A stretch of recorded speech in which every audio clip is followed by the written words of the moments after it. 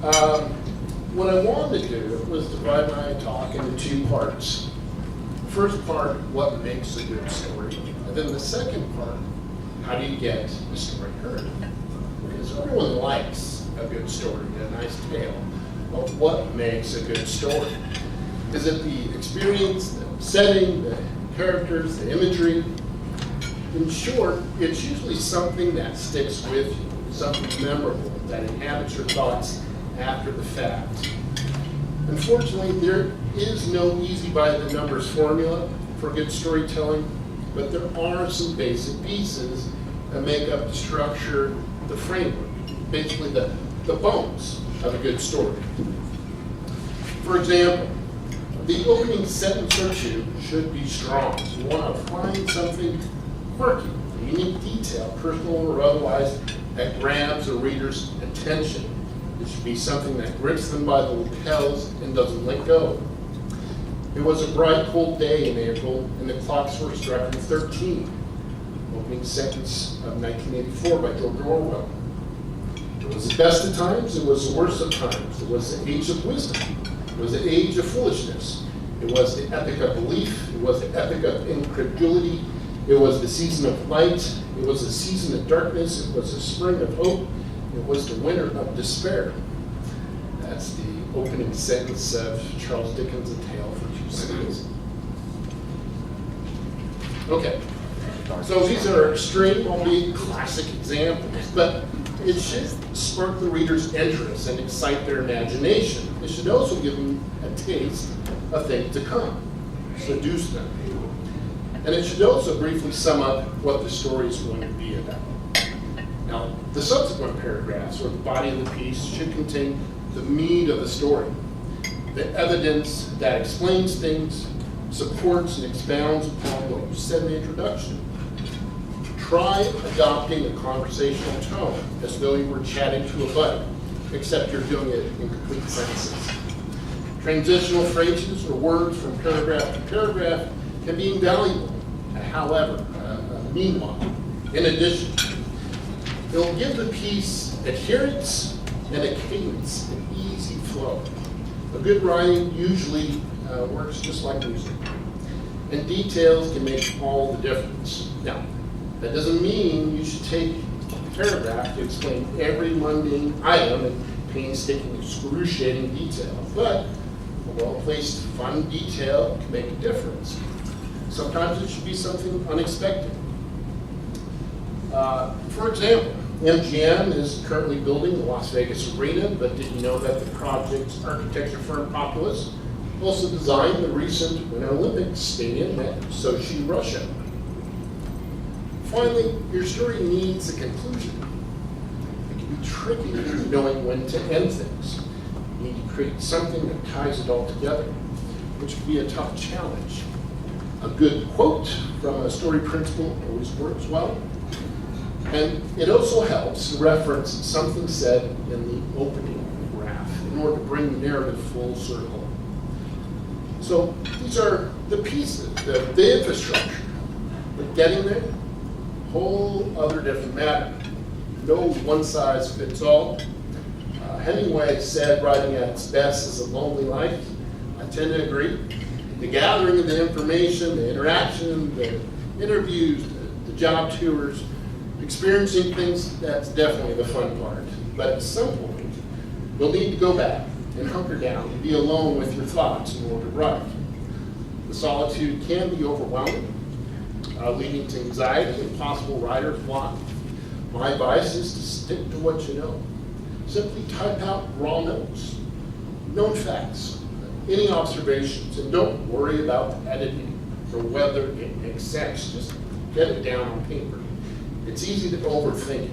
You can become paralyzed. So just write what you know. There'll be plenty of time later to edit, fuss over sentences. The shape usually emerges from this process as you begin to sort of group things together. If it's a longer story, it can help to break the narrative into more manageable, bite-sized pieces with subheadings, grouping story segments together. However, if it's a shorter piece, say 500 words or less, it's unnecessary. Shorter pieces can be tougher, like poetry. You need to squeeze everything into a crystalline form. The writing needs to be very succinct, efficient. Also, with a shorter piece, problems become more prominent, like sentence structure errors or repetitive word choices. Using a word too often within a short piece can be very glaring and off-putting, suggesting to the reader you have a limited vocabulary for expression. Next, try to be objective in evaluating your work. Does this make sense? Is this something I would like to read? If possible, have someone else read it. Or better yet, set it aside for a while and come back to it. If it still reads well, then run with it. But oftentimes, if you have the time to set it aside and come back, the errors will just spring to life and it'll be an easy fix. Okay, I also think it's important to mention the role of images and graphics in the storytelling process. They are vital in either enhancing or derailing your story, especially in today's multimedia visual-driven ADD world. Creating a slideshow can help story added boost that helps paint a fuller picture. Also, word captions offer an opportunity to add additional information not mentioned in the story, giving the reader a reason to look at the image. But the images need to illustrate the story. Avoid the redundant groundbreaking shovel photos or the grip and rip images. You know what I'm talking about. Your bosses love them, but publications hate them. Graphics, meanwhile, can be invaluable, especially when illustrating and explaining complex multi-component construction, engineering, and design process. However, getting your story told is a whole other challenge. There's an art form to crafting an effective pitch or good press releases that will get results. First off, know the publication that you're pitching. What type of stories do they write? Does your story fit into the editorial makeup? What makes your story unique and genuinely different from the other editorial candidates? More importantly, how can you express that to an overworked, underpaid, stressed out reporter and or editor in 10 seconds or less? Press releases should be no longer than a page and always include the who, where, when, why, what. Put the text in the body of the email, just don't send it as a PDF attachment. Publications get hundreds of unsolicited pieces a day, and simply downloading every document sometimes becomes unfeasible. Adding press-ready pictures, however, can sometimes swing the difference. Know up front that you'll need to stand out with something that is well crafted, direct, succinct, and captivating. Ask yourself, sentence by sentence, word by word, is this needed? Does it contribute to the reader's understanding? Sometimes you may not get past the subject line of the email. So my advice is do your homework. Know the publication, know the topic, and find the right person to contact. Find out the editorial deadlines. A lot of these things can be done with just a little bit of web research. Find out whether the intended target prefers email or voicemail. Personally, I found that most prefer email. If you don't get a response right away, however, don't lose heart. Especially if you believe in the story. It's appropriate to follow up with an email or call after a period of time. If you do call, however, try to be conscious and considerate their time. Ask whether they are on deadline. Do they have time to talk? Is there a better time to talk? Next comes the question of where to place your story. So conventional wisdom says that it's best to broadcast pitch multiple publications at once or face accusations of playing favorites, thereby risking alienation and possible future exclusion. Oftentimes, publications won't consider a piece if it's being pitched elsewhere. However, if you have a big story or a special piece, I think it's okay to give to your favorite reporter. Remember, media just like most industries, it's built around relationships. Giving a federal reporter an exclusive or scoop can really yield big dividends down the road. It can result in favorable coverage, more prominent placements, and future coverage for maybe softer-edged stories. However, in today's increasingly fragmented media world, where mainstream media is struggling, newspaper and magazine mainstays are falling to the wayside, it raises the question, where to publish? Self-publishing is a viable alternative through websites, blogs, and e-newsletters. It affords you an opportunity to shape a message exactly the way you want it, while directing it to a targeted audience. And if the story is a good one, oftentimes the mainstream media will pick up on it, especially if it's already prepackaged and ready for a quick and easy print production. So that's my talk. I was hoping to open it up to a Q&A and maybe get some dialogue going now that you guys just got your food. But you know, nothing's off limits. That was my talk in a nutshell. Any questions? Fire away. Yes? So you had mentioned when we send you the story, don't put it in as an attachment, whether it's Word, PDF, nothing. Always put it in an email at the body. No, you know what? You may want to put the text in the body of the email and then also send it as attachment. That way you're giving them an option. Sometimes, depending on where you have your email service or security, the text can get garbled up in the body of the email. My point being, however, is that publications will often get hundreds of unsolicited items a day. And to download all those documents, becomes kind of unworkable for a lot of them. It accumulates space real quick. And keep in mind, your average reporter, editor, they're on constant deadlines. They're overworked and stressed out and underpaid. And so the easier you can make it for them, I think the better results you'll have. Tony, I bet. were you meaning to put in the body of the email the main point of what you were sending as an attachment so they could decide if they wanted to download and open it? Exactly. If it's a good press release, then they're going to want to follow up and want additional information. The press release is there to seduce them. I mean, beyond just sort of quick notices. I don't want to confuse this for example, a new hire or a company promotion. But if we're talking about a new project completion, where you're hoping for a feature, then yeah, that's what you want in the press release. You want enough to sink the hook. What's the best way to develop media content?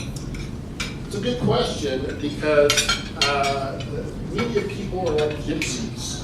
I mean, they come and go at a furious rate. And especially, I would say, here in the last 3 years. I know a lot of the longtime newspaper mainstays who I've known have either been let go or moved on and are pursuing different venues. I think a couple of things are a good rule of thumb. One, you always want to be honest and straightforward with them. They'll respect that in the end. If you're double dealing or you're not forthright with them, they'll really come back on you. And keep in mind, if a reporter calls, you got to take the bad with the good. I'm a big advocate of this. There are a lot of people that only want to talk to you when things are good and rosy, but if something bad happens, they clam up and won't talk. Well, that's no good for forging a relationship. If you talk to them during the bad and the good, you will come out immeasurably on the end. And as far as relationships, they're people, just like anyone else. You can offer to take them out to lunch, offer some revealing personal details, ask them about themselves. I think that goes a long way. Yes? So, quick question. they have these media kits that come out for the next year, and they have all the publications for architecture, engineers, and whatever. So they have feature stories, correct? So how does one of our company get featured in those publications? Do you have to take these guys out to lunch? Do you have to give them a call and say, hey, I have a story Right. for you?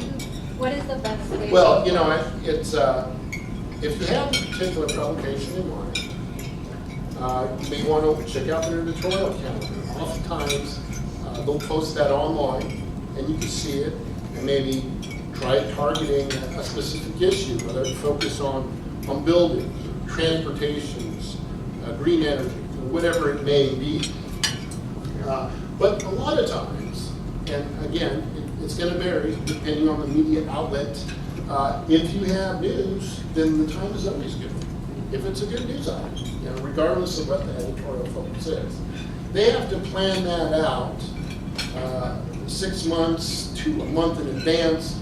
They often do that for sales purposes, but I wouldn't take it as too carved and granted. There is some wiggle room.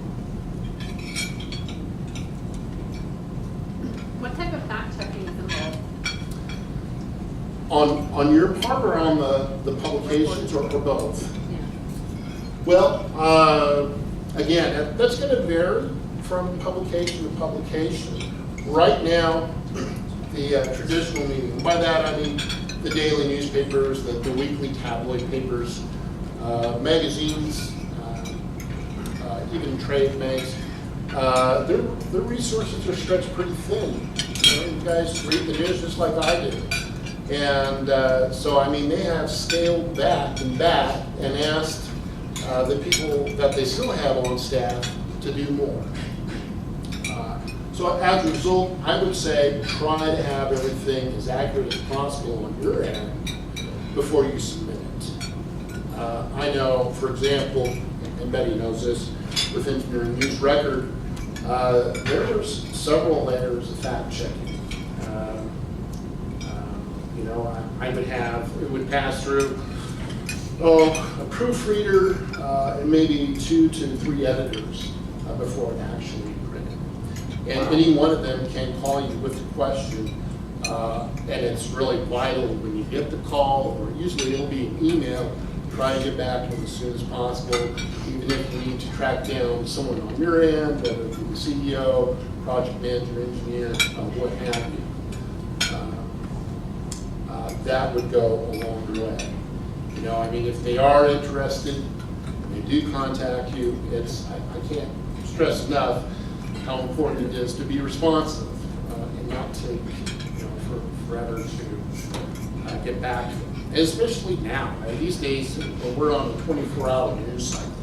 So everything's yesterday. And even though they may be planning it, the story for a particular issue, oftentimes they'll want to post it online sooner than that, or post it to a social media outlet sooner than that, to maybe tease the piece. Does that happen? Okay. Anything else? Do you have a favorite project in Las Vegas? I have a lot of favorite projects. I think if I had to pick 2, since I've been here, the Hoover Dam Bridge would be one, and the other one would be City Center.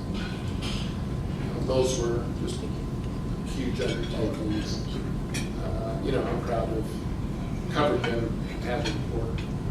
It was exciting. Where's the juniper tree? I just saw that briefly.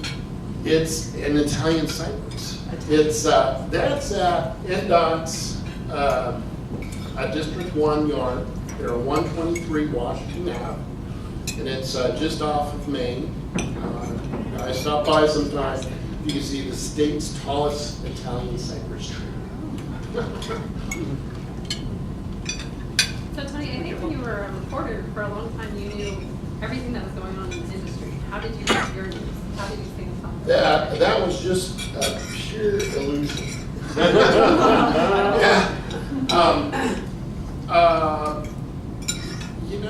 Part of it is I've just been doing it long enough that I'm on enough lists that people send me stuff.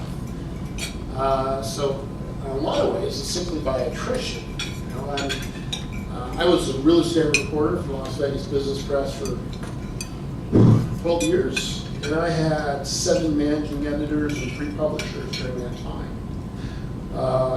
You know, in the magazine business, it's not uncommon to see editors turn over every, I would say, 2 to maybe 3 years. McGraw-Hill really being the exception, but yeah. So yeah, I think it's just brute attrition. People would tell me stuff and pitch me stuff, and I try to keep track of it. It's impossible to keep track of it, especially during the building boom in 2006. You know, things were just coming out so fast and furious. For those of you that were here for that, certainly we miss all the parties. I know every night we had a sales center opening, or ribbon cutting, or groundbreaking, or topping off. A lot of fun. Tony, I'm Yep. sorry. I was just gonna say, do you think that between digital and hard print, when you're putting something out there, what do you recommend? Well, I think you can put it together for both. I think just about, okay, let me back up. There's more digital offerings out there than there are print. Print's sort of a dying dinosaur. But there still are plenty of print publications out there that have very active web presences and social media presences. You know, I know myself, everybody's different, you know, and that's what I meant when I said earlier that media's become much more fragmented. You know, I know if I do a story and post it online, I'll have one person who prefers to read it in print, I have one who will go to the website and see it, or get it in the e-newsletter, or see it on LinkedIn, or Twitter, or Facebook. Everyone's different. So, you know, it's not like, I'm going to say even 10 or 15 years ago, where, you know, you had a piece of the newspaper, you got it on the news, that was it. You know, now there are so many more platforms, and it's hard to say that there's one that's a dominant or emerging. I think you should plan and keep that in the back of your mind, the multimedia aspect when you do pick something. And that's what I mean by having print-ready pictures available. You know, more and more traditional publications are trying to enhance the storytelling, either with a video interview, with a photo slideshow that will actually accompany the text, those types of things. So it's, keep that in the back of mind when you do your pitch. Yeah. Yeah, well, and I just want to say congratulations on the RTC position. And Sorry. well, I appreciate it. Thank you. How is that going to affect the, on the writing side of things? Do we still send you articles? Or you Oh, still- for me personally? Yeah. Yes, I'm still going to write. I think I would write even if I didn't get paid, and being a freelance reporter, it's really not the same thing. But I'll put it this way. One of the last issues I did for ENR, I had 7 bylines in one issue. I'm not going to be able to do that anymore. I've only been with NDOT now for about a month or so I'm still trying to figure out my flow. I guess the short answer is yes, I probably still will do some freelancing. How much, I'm not sure, but yeah, please send it along if you think. So, thanks. Anyone else? Yeah. Yep. I was talking to Betty earlier, and she was saying that there are over 100 plus medical marijuana stores that are opening up in the Valley. Yeah. They're applying for locations. Yeah, it's interesting. You know, as a group that works with design and construction and engineering, it raises interesting workplace questions. You know, if you have a worker on a job site who has a legal prescription for marijuana, you know, how to manage that. I'm not sure that there's an easy answer to it, but I'm sure it'll work its way out. 100 stores sounds like a whole lot of reefer. There were 100 applications. Yeah. Not, some of them were from multiple ones from one Yeah. firm. Yeah. Up in Carson City, I have 4 on one agenda. You know, they're just trying to get a little, Sure. especially these permits and stuff, but there's still a lot of There's a lot. improvements and things that are gonna have to happen. Lots of potential tenant improvements there.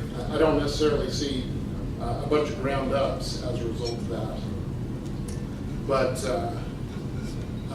you know, I can't help but think if the economy were stronger, if that initiative would have gotten the sort of traction it has as a potential revenue source to sort of help supplement, you know, the lagging economic recovery we're going through. Anyone else? Yeah, I guess what are some lessons learned from the last economic cycle that we can incorporate? Well, I think there's probably a lot of lessons. Certainly on a person-to-person basis, I think we all saw neighbors who saw their home going into foreclosure. Certainly, you know, I know of people who you know, borrowed equity against their home when it was super inflated, and take a vacation, buy jet skis, and that type of thing. I think, you know, part of the problem really was there were loans being made that shouldn't have been made. You know, I mean, there were school teachers that were buying $300,000 homes. So are they to blame? Is the lender to blame for underwriting it to begin with? I don't know. Now the housing market is recovering. But my concern is we may just go through this cycle all over again because the home sales are really being driven by investors again. If you guys have gone out and tried to get a home lately, boy, they're all cash deals closing in 30 days or less. And they're not by end users. They're by investors that are snapping stuff up for below replacement cost. And so could we see ourselves coming through the same thing again? Yes. Probably not to the same degree, but yeah, I mean, I see it happen. Last question, I promise. Yeah. Talk about the downtown project. Did Tony Shea really buy buildings in the shape of a wall? You know, I don't know. Listen, I've been in town for 20 plus years. And they've been talking about downtown redevelopment for forever. Those of you that have been here, I mean, everything from the Fremont Street experience to multiple arenas. I'd love to see it happen. I would. It's certainly when a person of Tony Shea's entrepreneurial stature and wealth looks to invest, it's brought some confidence and help loosen some lending for downtown, which I think is great. I'd love to see it work. I mean, I've been to the container park. Has anyone been to the container park? Yeah. Listen, I think it's great. And now I know the guys from Pawn Stars are looking to sort of duplicate that, but those containers are made by Don Ahern's Extreme Manufacturing, so they're made here in town. They've been using cargo containers for project offices and cheap housing for forever, really. It's nothing new. The difference being is that once you begin cutting out openings in the container units, it loses all of its structural strength. You no longer have a supporting shear wall. So what Don has done with those extreme cubes is basically kind of create like a moment frame. So they're beefed up. So you can have openings like that. And they're pretty rugged, you know, which is going to be important for downtown. You have a lot of traffic, a lot of people going through, so they're pretty resilient, and they're easy to transport and stack up.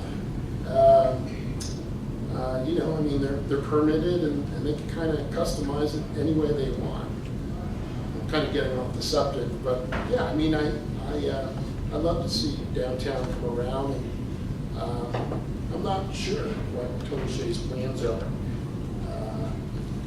Doesn't have me on the hotline necessarily to consult before he makes these decisions, but yeah, I see it as being positive. I'd love to see more. What's the latest development on Project Neon? Project Neon, okay, glad you asked. Let's see. So Project Neon went from a P3, a public-private partnership, to a design-build project. I think, you know, with the P3, we would have placed the infrastructure in private hands to own and maintain and manage for the next 20 years. Basically, it's like building infrastructure on layaway. It's the easiest way to explain it. So we opted to go design build. Here in October, we issued our RFP. We expect to announce a short list roughly the first quarter next year, with groundbreaking probably the tail end of 2015 to early 2016. You know, we're still acquiring land and right-of-way, going through that.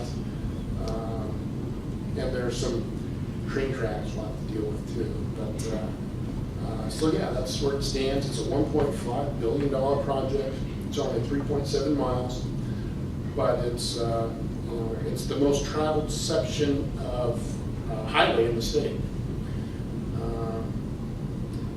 So it's exciting. I'm excited to be a part of it, and be with the agency as that moves forward. You know, it's not. You don't always have an opportunity to work on some of these really great projects. And so, you know, as a reporter, I was grateful to actually see the Hoover Dam Bridge finish. I mean, that had been talked about for, what, 30, 40 years? 1989. Forever. So to actually see it happen was just awesome. And a city center was certainly exciting. You know, to get this constellation of celebrity super architects and really do something totally different from the whole theming thing on the strip. I thought, you know, it took some guts. You know, a city center is such an interesting project, a huge project, $8 billion plus. But it's one of those ones that really sort of typified the boom bust economy we all saw. Right. You know, broke ground during the peak of the real estate boom and finished right in the depths of the recession. So, but a neat project just the same. So what's your take on the Harmon Tower? Well, the Harmon Tower's coming down. Yep. Yeah, it's coming down. It's a shame. That's what I think. Obviously, I don't think. You know, when the economy reversed itself during the mid-project, you know, they found themselves probably with more space than they really needed. But you know, I was excited at the idea the Light Group was going to manage it. It'd be Norman Foster Design Tower. How neat is that? And it's sad that it sort of finished the way it has. Really, the more interesting question is what's going to fill that vacancy once the building's removed. I've heard rumors, which I'm not going to repeat on camera here because Turn it off. MGM had me blacked. But yeah, I mean, certainly it's sort of a sad narrative for the building. It was really intended to be, you know, a gateway type building, you know, there at Harmon Strip.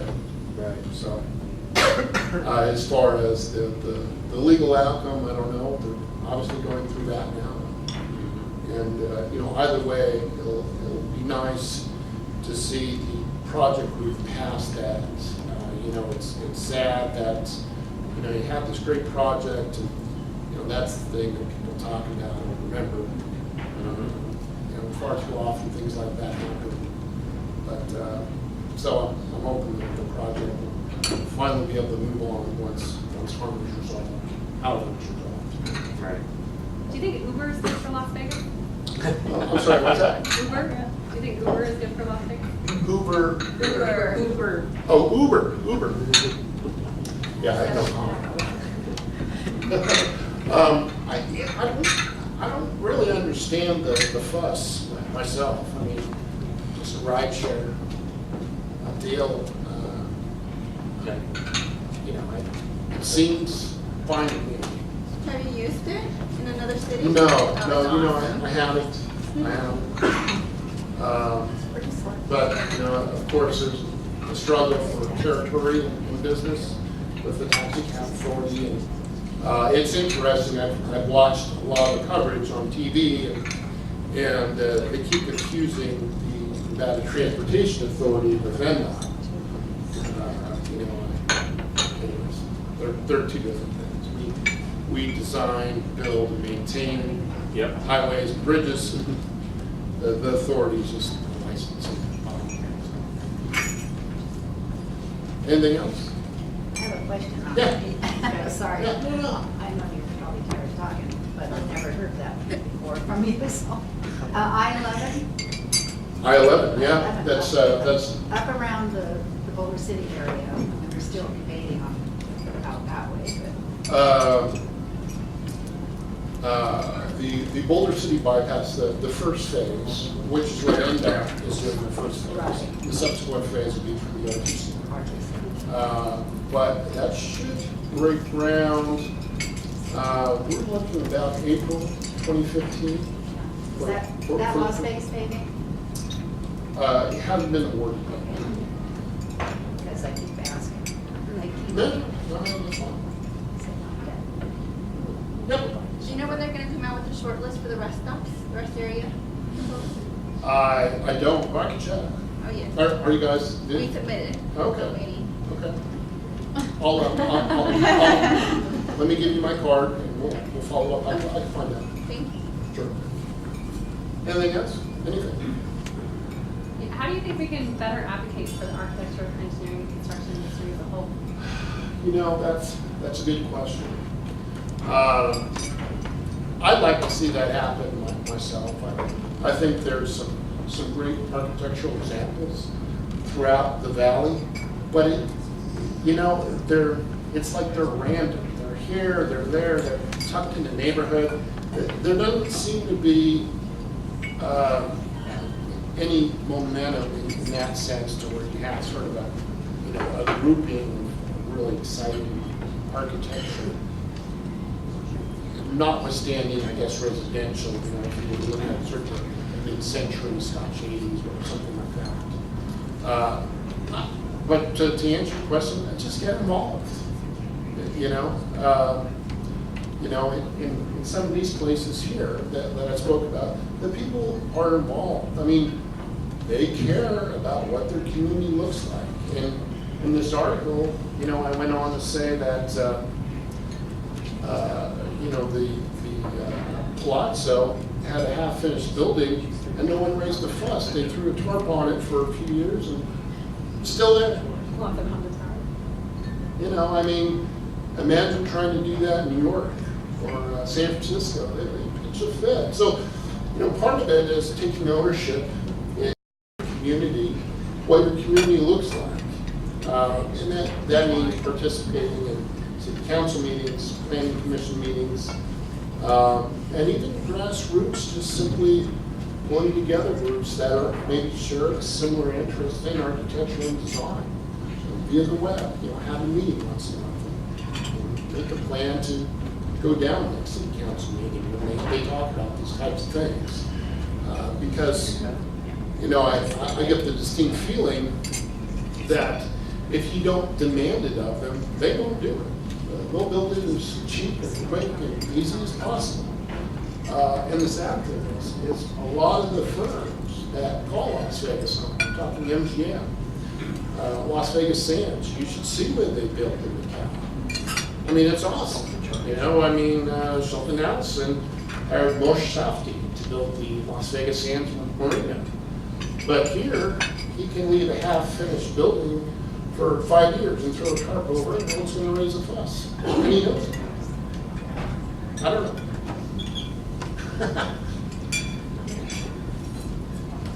So I probably got myself in enough trouble.